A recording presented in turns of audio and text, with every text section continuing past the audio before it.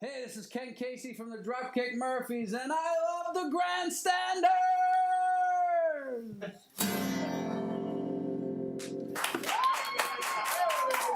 Take it away, kid!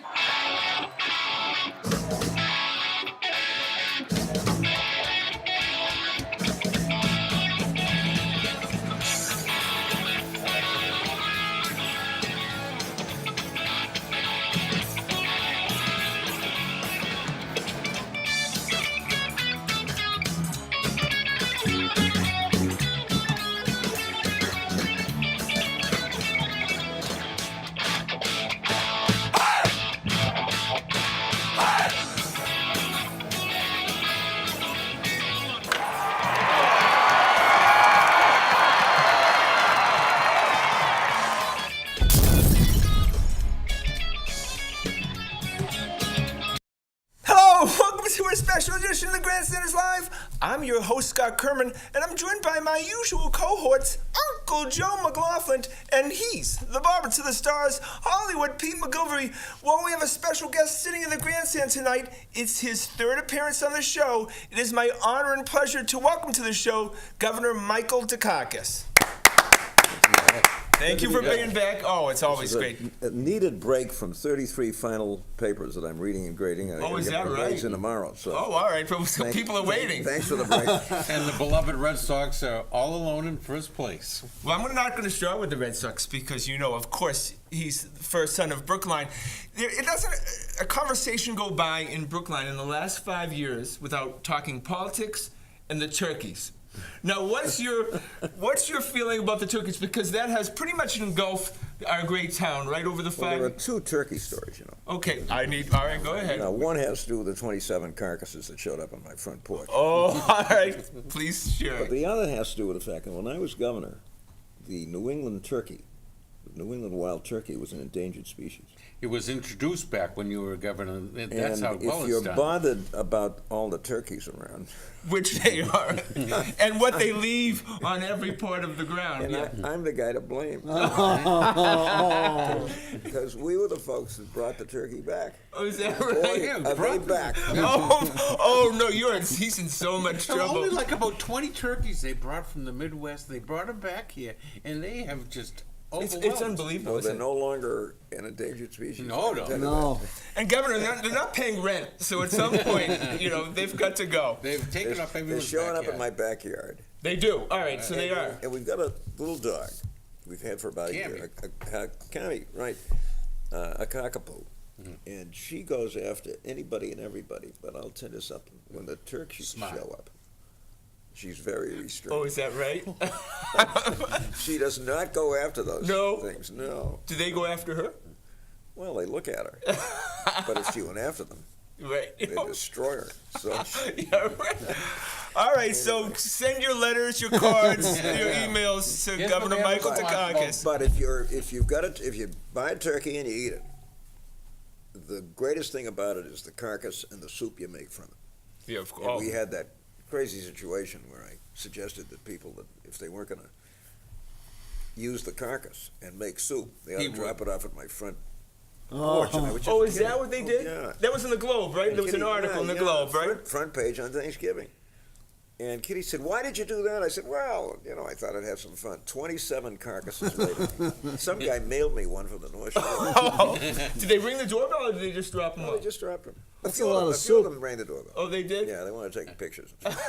I did not know that Fortunately, story. you know, we live in half of a brick duplex. Right. And the folks on the other side are a wonderful couple, and they've got these delicious 7-year-old twins. Fortunately, they had a freezer. So we put a whole bunch of them. Oh, all right. So See, I have a habit of calling up my friends and saying, "Are you going to use the carcass? Oh, okay. If not, Yeah. drop it off." Oh, is that I right? freeze about 6 of them. My grandkids love turkey soup, Scott. I mean, they love it. And I use my mother's recipe. It's the simplest thing in the world. And I always love turkey soup. You know, the after the feast soup. You're not cooking it year round, are you? Well, I freeze them, and then I pull them out from time to time and make turkey soup for my grandkids. Right. Oh my God! I want to. In my next life, I'm coming back as a whole show here. I know. Have you ever been to Raymond's Turkey Farm? I've not been to Raymond's. Oh, Turkey. okay. All right. I just I used to go to Raymond's to buy Claus back before you were born. Oh, okay, Yeah. all right. Because I'm from Methuen, and that Raymond's Turkey Farm. That's when you're in the North Remember Shore. Norm Nathan? Of course, sure. I was on. He talk about Methuen a lot. Oh, that's right. Yeah, I'd be out chasing delegates. I mean, in the middle of the night in my little Rambler, Yeah. convertible.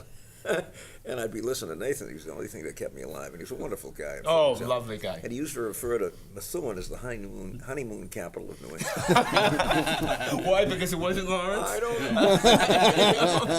I think he was from Lawrence, actually. I want to say He was up there something. Yeah, actually. Yeah. Yeah, I was on his show a few times. Let me tell you, he kept me awake. Yep. And then Larry Glick, too. Yeah. Remember him? All right, so we have to talk to the Red Sox. Have you been following them this year? Of course. Okay. All right, last It's a time. disease, It truly is. I mean, the other teams, nothing against the other teams. I'm interested. I follow them. But the Red Sox are. Well, they're in there. It's an addiction. They're ingrained in us. 9 months of the year, they're in your blood. Does your mood change if they win or lose? Do you Yeah. feel like in the next morning that if they win, you just maybe a little bit I more feel pep great in when your I step? feel great when they win. Yeah. And I'm very unhappy when they lose. Will you watch the whole game? I never watch the whole game. No. Last 3 innings. Oh, I got too much to do.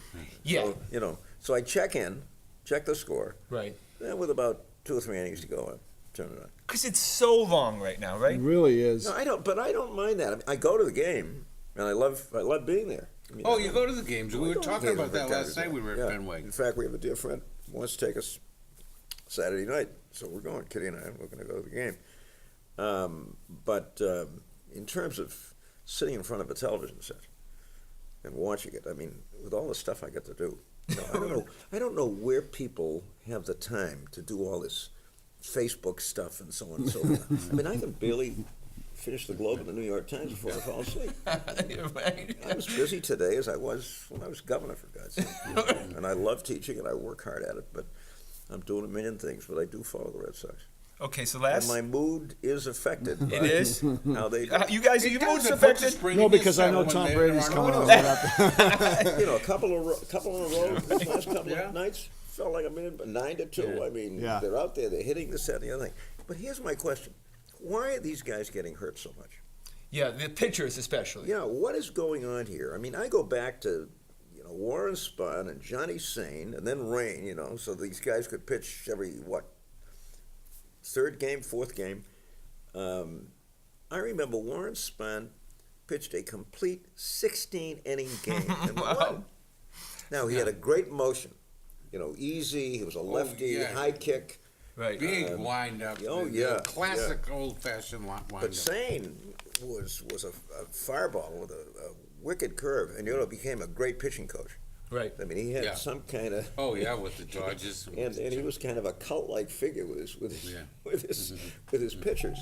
But those guys went out and pitched and pitched and pitched, Yeah, there's something and to that. they were Sane was a harder thrower than Spahn. Right. But they pitched a lot of innings, and I just don't understand it. They were horses, yeah. And it's not just pitchers. No. People are getting hurt all the time, and these are terrific athletes. They're great physical specimens. We know so much more about They're bigger, stronger, exercise faster. science, and yeah. Yeah, but I agree. I don't think they're as durable. Like today, you look at the paper and Pomeranz threw a great game. I boy, I looked at the 5 innings. Oh, I Yeah. think they're too Well, high-strung, Pete, like part of that had to do with thoroughbreds. the Yeah. weight, Yeah. Fantasy guy. And by the way, a guy who seems to be turning into a pretty Yeah, good performer. I was a little worried about Pomeranz when he first but I came think they back. protect him too much, and they're just not used to throwing the ball that much. Well, that was a weird situation. They gave up a top prospect, and then the guy lied. The general manager of San Diego Padres lied about the medical report on Pomeranz. Yeah. And they could have reversed the deal, but they chose not to. Hey, let me ask you something, you guys. I'm a great believer in developing young players and bringing them up and look at that outfield for God's sake. Oh. But what about Shaw? Why did they get rid of Shaw? That That's deal been a keeps me up at night. How does Dave Dombrowski go from making a great deal with Chris Sale? And you've got to love him, right? Yeah, he's wonderful. I mean, he's must-watch. But here's a guy who could play two positions, two very important positions for you. Yeah. Okay, so he had kind of a slump toward the end, but I mean, he was. I think it had something to do with he had that real millennial lackadaisical attitude. Maybe not in reality, but he gave that impression that he didn't really care about He was what casual. was going on. He was very nonchalant, and I think that grated on the old baseball people, like the But he manager. had a hell of a glove. He was a great third He baseman. beat the guy out.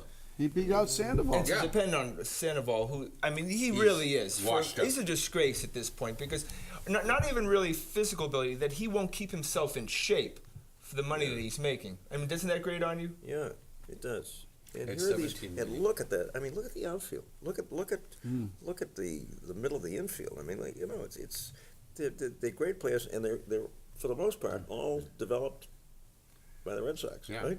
all Yeah. homegrown. Well, Yeah. but do you think there's still a cast of the David Ortiz shadow over this year's team? It seems that, you know, They're struggling. they still haven't been able to get their personality yet. Do you feel that? Yeah, but look, Ortiz was a personality, you know, a huge personality, Huge. no question about it. You know, Yeah, I not, mean- not only a great athlete, but just the whole guy's personality, his influence, his impact. People loved him. I mean, so you're not going to get over that overnight. Does And he I remind thought- you of I Ted, thought do you I remind you of did- Ted Williams, Big Papi? He's very different, very different. He was like Santa Claus. As far as the must-watch, we can't leave our seats when he's up, Yeah, kind but of. remember, Williams disliked the press intensely.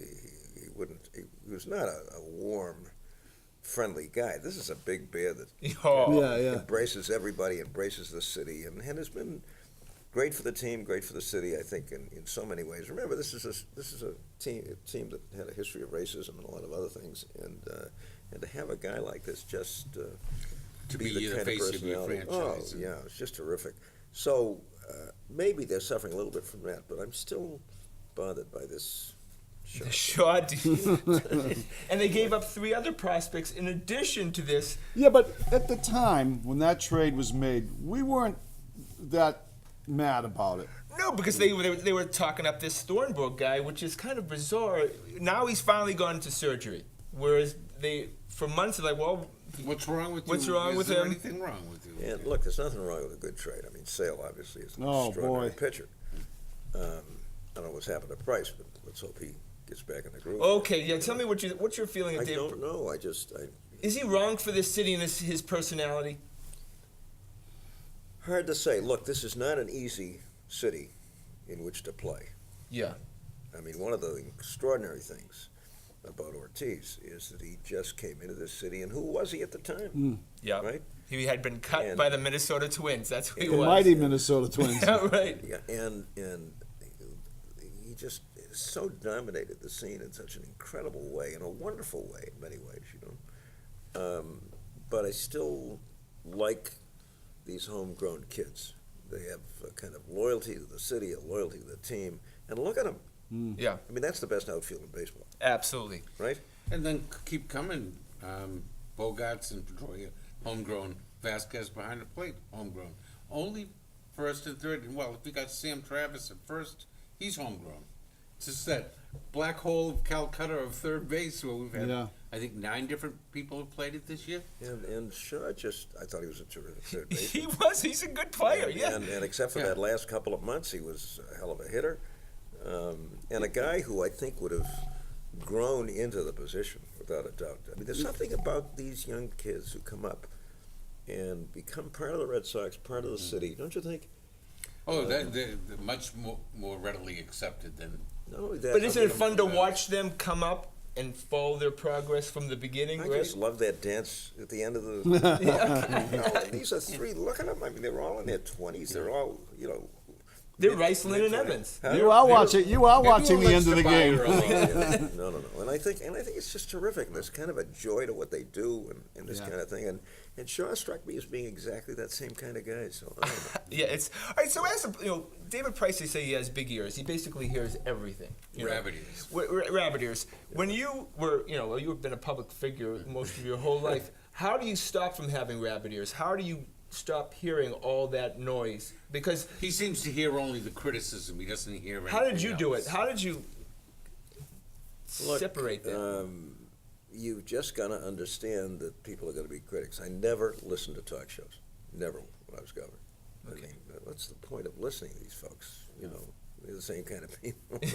Right. Like the guy in the White House these Yeah, days. right. Oh, yeah, we'll get to him. Yeah. So, didn't listen to talk shows.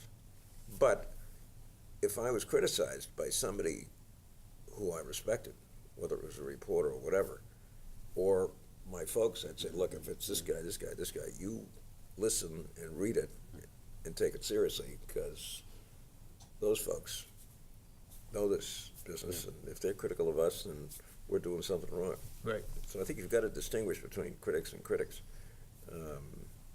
And you've got to love what you're doing. I mean, if you, I mean, being governor of Massachusetts is the best job in the world. It's the best job in the world. Oh, yeah. Oh, there's nothing like it. You did a great job. Well, Okay, we're gonna skip to the Patriots, and I really. Yeah. So you watched the Super Bowl, right? Yeah. Were you at home? Yeah. Okay. When it was halftime, and it was 28-3, did you start doing other things? Did you start making some soup? Yeah. Did you? I need to know. Go get a turkey I need to cock. know what Governor Michael Dukakis did at I halftime. can't document for you exactly what I was doing. Did you? But I got to tell you, I hung in there. You did hang in. That's all I needed to know. But I was pretty discouraged, Yeah. right? Oh, Was you it the get greatest full comeback faith. that you've ever was seen incredible. in sports in that level of a game? Nothing like it. Nothing like it. And the guy that throws the ball is pretty extraordinary. I mean, it's just no question about it. I mean, he's a rock. You know, just stayed at it and at it and at it. Do you consider Tom Brady the greatest athlete in Boston sports history?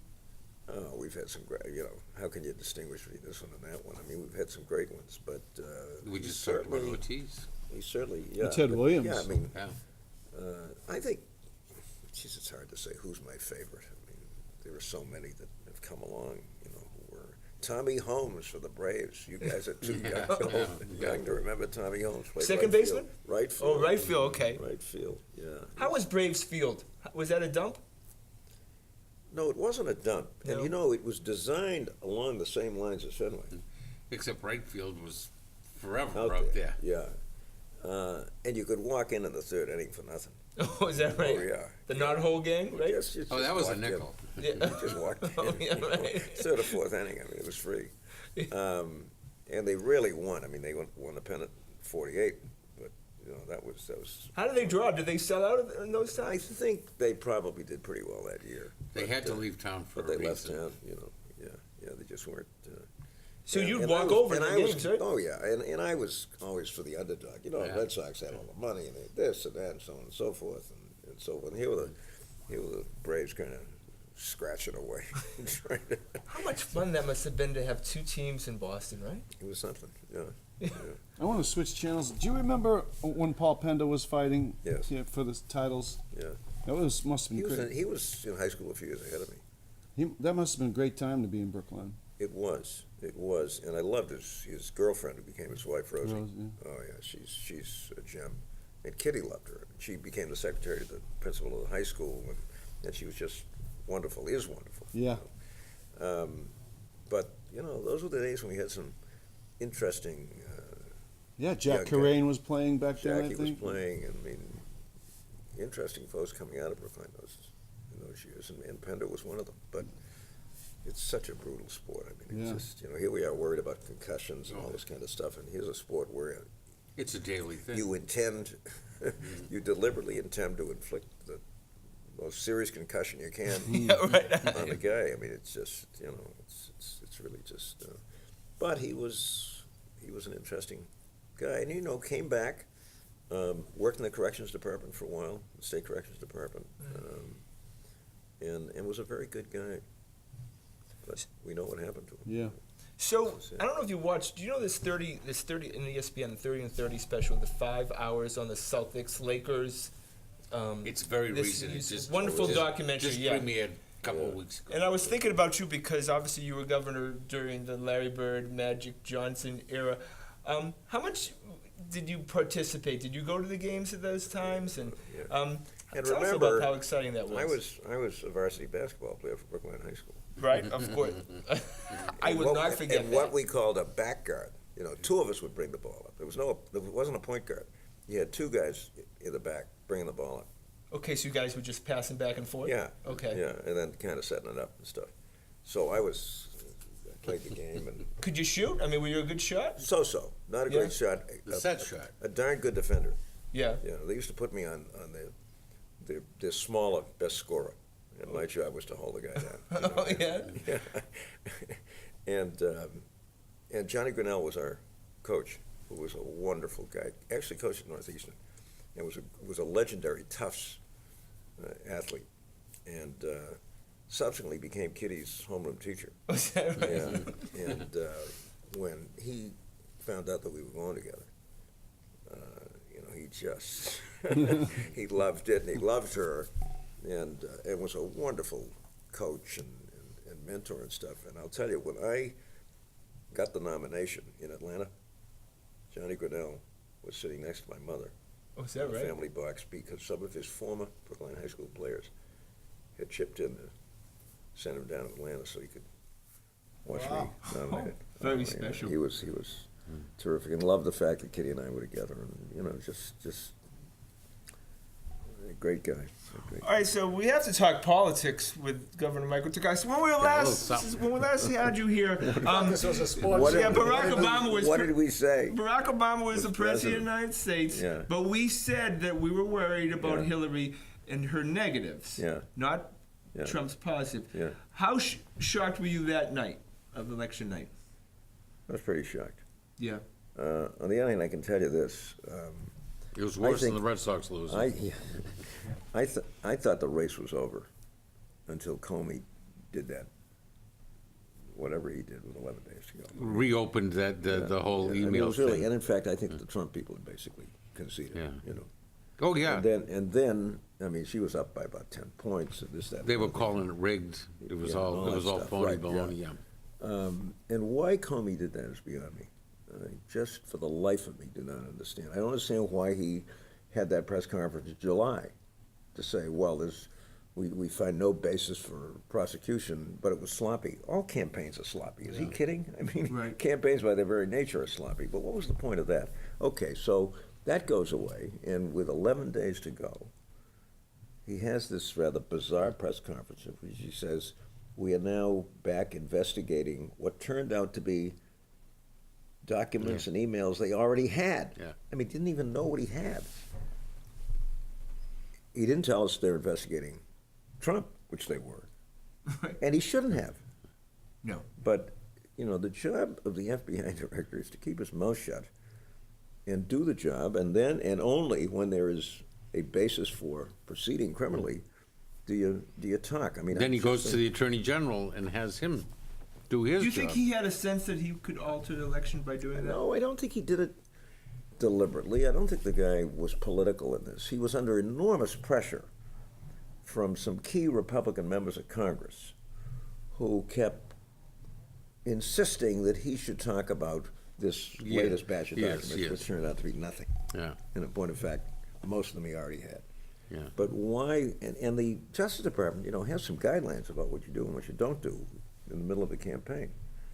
And I just, for the life of me, don't understand why he did that. Yeah. But I think it had a profound effect on the election. Turned it around right there, didn't it? Yeah.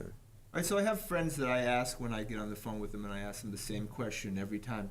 Is it worse than you thought? Is it worse than you thought it would Yeah. be? I mean, I had this kind of notion that, well, Trump's a New Yorker, and I may have mentioned this to you guys, but the last time we met, but during the '88 campaign, he had some nice things to say about me. He said, Bush is okay, but he said, I like this guy Dukakis. That's true. I had good judgment back then. And, was kind of an environmental guy and pretty liberal on the social issues and that kind of stuff. Kind of a New Yorker, right? Right? Yeah. And what we got is a guy that's, Wants to take us back to the Middle Ages if he can. I mean, he's a right-wing billionaire. I mean, that's basically what he is. I mean, this health thing is unbelievable.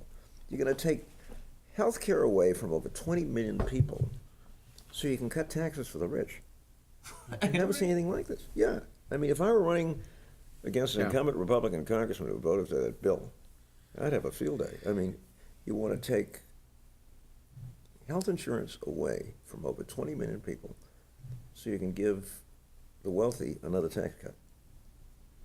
Doesn't make any sense to me.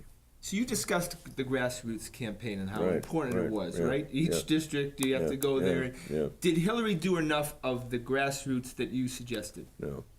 And I don't want to be critical because, if I was so great, I'd have got myself elected president, as I said to you guys last time. So I'm very reluctant. It's the toughest battle you'll ever have in politics, and these days I think it's even worse than it was when I was there, because tons and tons of right-wing money and even liberal money is now being poured into these campaigns. I think that's a mistake. As I said to you guys, the last time, precinct-based organizing is the way you connect with people. Right. Oh, and Hillary was way too aloof, especially with the male voters. Well, because, what's aloof and how do you do this? I mean, it's so difficult. She it was like she had the same advisors that Moakley had running for governor here, where she just was so single-minded after the woman's vote that she just neglected the male. All her ads were aimed at the woman voter, who was probably predisposed to vote for her anyways. She should have been working the other side of the fence. Maybe so, but I can tell you this. The Democratic Party has got to get off this red-blue stuff. Yeah, I was going to ask you about And that. writing off half the people in the United States was just... Look, I carried West Virginia by 12 percentage points. Yeah. Working-class West Virginia, right? I carried Iowa by 10. When did they become red states? Right. I mean, these are average working Americans trying to make a living under difficult circumstances in many of these states. And where's the Democratic Party? We're not even paying any attention to them. And I'm for a 50-state campaign, no fooling around, every single state. Look, she was tied in Texas with a month to go. Right. So what happened? No field operation. Why not? Well, that was a red state. And you don't put a field operation together in 3 weeks, I don't have to tell you. No. It's a long, long process. And I hope, I like the new Democratic National Chairman, Thomas, a very good guy, and has a wonderful story about being in Brookline. Because Tom Perez went to Harvard Law School. Parents went to the Dominican Republic. He grew up in Buffalo. And when I first talked to him, he said to me, I've got a story to tell you. When I was at law school, I was going with a girl from Brookline. And we needed some groceries. You were governor. And I went over to the Stop and Shop on Harvard Street, and you were there buying your groceries. No security, no nothing. Right. Kitty used to say to me, why does it take you so long to get the groceries? Because everybody wants to talk. Right. And he said, I thought it was amazing. I mean, he was the governor walking around the Stop and Shop, and people were talking to him. He was buying his groceries. And so I said, well, that's Well, you the way rode it the was. subway to work, right? Yeah, no, I said, why not? I mean, I learned a lot of things walking around the aisles of the Stop and Shop. Yeah, right. But he's a very good guy, and he understands this 50-state thing. Now, what happened in Atlanta? Well, I don't know, except that I'd like to know more about what the grassroots operation was all about. Right. And maybe it was a good one, and maybe it was just one of those things where the district had been so outrageously gerrymandered it was very difficult for Democrats to win. But all I can say is this, Scott. We have enormous opportunity in 2018 to really win the Congress back.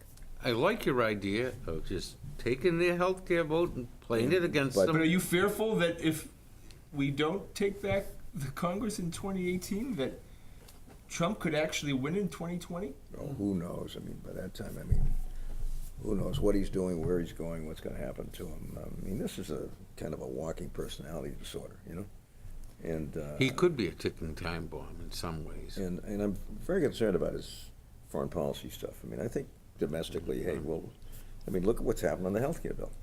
Look what they're trying to do.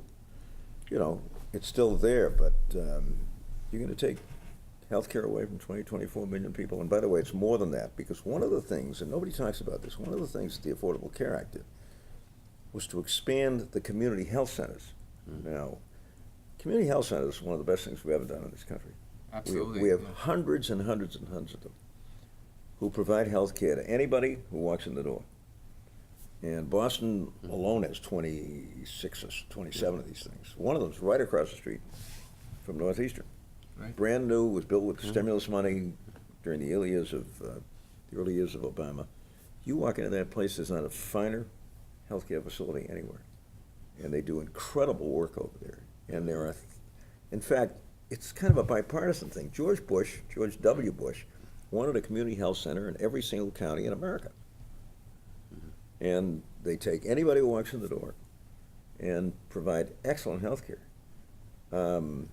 So we've probably added another 25 or 30 million folks who get, or more, thanks to the community health centers as well as the other stuff.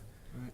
And you come in here with this kind of legislation, which to me is just appalling. I mean, if you went out and took a poll tomorrow, Scott, and asked the American people, should working Americans and their families have decent, affordable health care? What do you think the numbers would look like?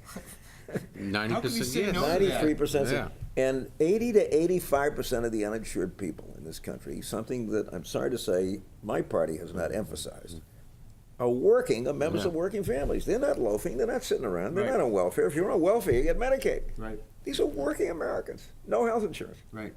I mean, The Senate bill is really going to take a whack at the Medicaid, too. both bills take a whack at Medicaid. Look, it's crazy. And what do you need the money for? To pay for a tax cut for the wealthy. So I wanted to ask you a question. Obama has been criticized since, I miss him already. Since he left, of not, talking about Trump and being out. Yeah. When Bush became president, did you make it a policy not to speak about, be critiquing I him tried for a to. while? Or, did you have a Look, period I of was- time where you just stayed silent? Remember, I was governor for another 2 years before I finished my last term. Right. And obviously I was involved and concerned and stuff. But Bush 1 was a kind of moderate guy in many ways, Yeah. On the foreign policy side, he was really very good. Not so much on the domestic side, but, this guy's in a class by himself. Right. And you don't know what he's going to do, where he's going to go, what he's, he has a Rose Garden party to celebrate the passage of the House health care bill. Then he says the other day it was mean, which it was and is, right? Well, when did he discover that? He was applauding the thing a few weeks ago. He doesn't know much about health care, frankly. What does he know much Well, about? that's an interesting, interesting question. So I don't know where he's going, what he's doing. My concern is foreign policy. Just let's stop getting. What? Having Vladimir Putin tell him what to do with Yeah, foreign but let me ask you policy. something. What are we doing in Syria? Well, somebody explain to me what the hell we're doing. Well, in Syria. whatever the Russians want us to do. No. What are we doing there? Yeah. And by the way, it isn't just Trump or the Republicans. I don't know what the Democrats are doing there. We're wandering around. We're sticking our trying to nose in- prop up both sides, it seems, because No, it's to our advantage to have a civil war going on. So we don't want to defeat ISIS because we want them fighting the Syrians who we Well, don't like. Obama and didn't vice exactly versa. have a great policy there either. Oh, I think Look, they it all want them started both with in that there. stupid invasion of Iraq, which never should have happened. But okay, what are we doing now? We've been in Afghanistan for 14 years. How long is this going to go on? Yeah, it's I the mean, end I of this just- war. And what are we doing? The Syrian thing.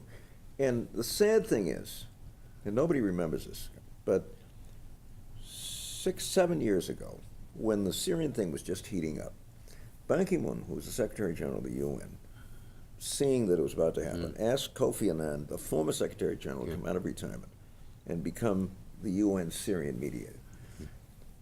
Annan is a very impressive guy, comes out of retirement, works his head off for 11 months, and gets Assad to agree to a plan for the gradual democratization of Syria.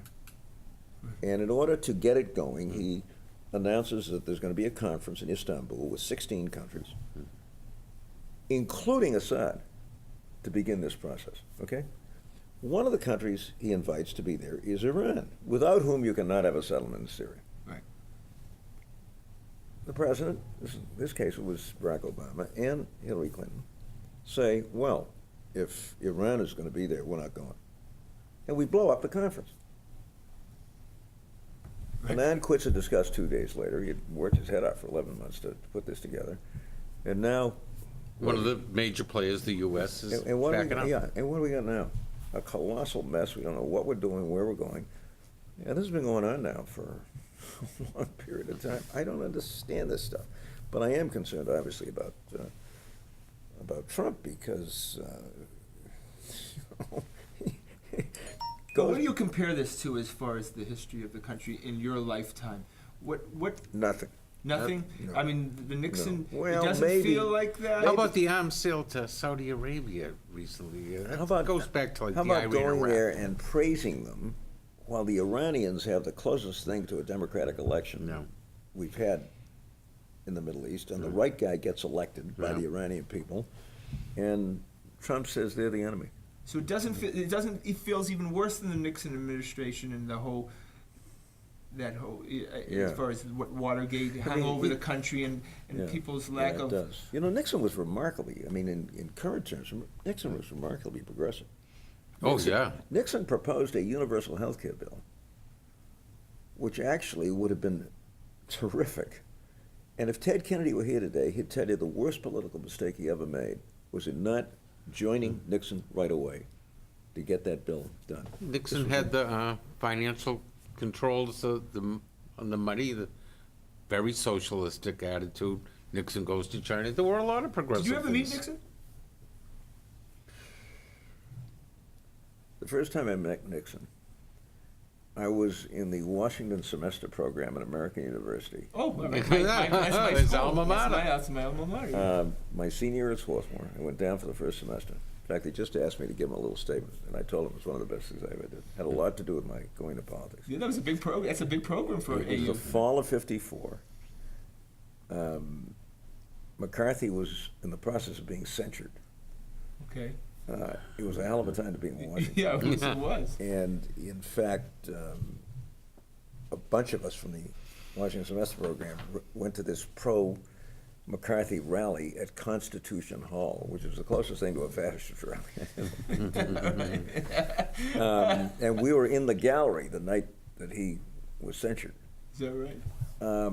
But I think you would say to me, have I ever seen anything quite like Trump? The answer is no. But I think the McCarthy period was certainly one of the scariest periods that we've ever lived through. And I don't know whether I told you this story the last time we were here, but you know, so I'm this Greek kid who's never been out of New England. Yeah. And my brother says to me, "You ought to take a look at Swarthmore. You want to go to a small college? I was a pretty good athlete. I wanted to play, play some sports and stuff. And it was very good academically, and it was close to Philly, right? I didn't know a Quaker from a Shaker when I went down. Anyway, and I had a great 4 years, and I was very active politically, and part of that was the Washington semester program. Right, yeah. And I come back here, graduate in June of '55, and 6 weeks later I'm being sworn into the United States Army at the Fargo building and get on a train with a bunch of other motley characters. Down we go, and the third, did I tell you guys the story? I don't think I did. No. The third day, we're there at Dix, at Fort Dix. We have what passes for a personnel interview. You know, another draftee who's a personnel specialist who spends 5 minutes with you and decides what you're going to do for the next 2 years. Except the guy that interviewed me had a file on me. Oh, I heard this story, yeah. Did I tell you these guys? This No, story? I- And in those days, it was pre-computer America, right? It was a manila file with every single political activity that I'd ever engaged in at Swarthmore College. Wow. And the interview goes something like this. So I see you ran a fundraising drive to the American Civil Liberties Union while you were at Swarthmore. I said, yeah, as a matter of fact, I did. And you were the chairman of the Students for Democratic Action, which is the student wing of the ADA, the Liberal Democratic Organization. By the way, I was succeeded as chairman by a guy named Carl Levin, who just finished 18 years in the United States Senate, right? And a great guy. And we go through this thing. And I was aware of the fact that some draftees were not only being questioned about this stuff, but then given other than honorable discharges because of organizations that they had joined and all this kind of stuff. And I'm sitting there saying, where did all this come from? Yeah, Anyway, right. Fortunately, he didn't recommend me for other than honorable discharge and send me to Korea, which was okay. Where do you think they got that information? Because we found out about 10 years later. Where? The FBI had a tap on the Swarthmore College switchboard Wow. and was recording every single phone call that went through that place. Wow. The more things change, the more they say the same, huh? Yeah. So Like the NSA. surveillance is not Yeah. a new thing. Can Yeah. you believe this? Did they ask you about your barbering career as well? That's the great story. It's a wonder they didn't, Right. It's a wonder they didn't. But think about it. If they had a file on me, they must have had a file on millions. Right. Oh, wow. And this is before computers, so everything had to get handwritten, transferred. Right, Yeah. someone had to listen. Yeah, so this had to do it. Okay. All right, well, we have to go, of course. Another wonderful appearance by Governor I can sit here and Dukakis. listen forever. Yeah, absolutely. Of course, we'll welcome him back. Want to thank the boys. Want to thank everyone behind the scenes. Of course, the lovely and talented Adrian. Please check us out on our website at thegrandstanders.com and tune in again next Wednesday night at 6:30 for another edition of the Grandstanders Live. I'm your host, Scott Kerman. Have a great and happy night. The award-winning Grandstanders. So you talked to my friend Bussinger the other day. Oh, yeah. Oh, Scott Kerman, have a great and happy night.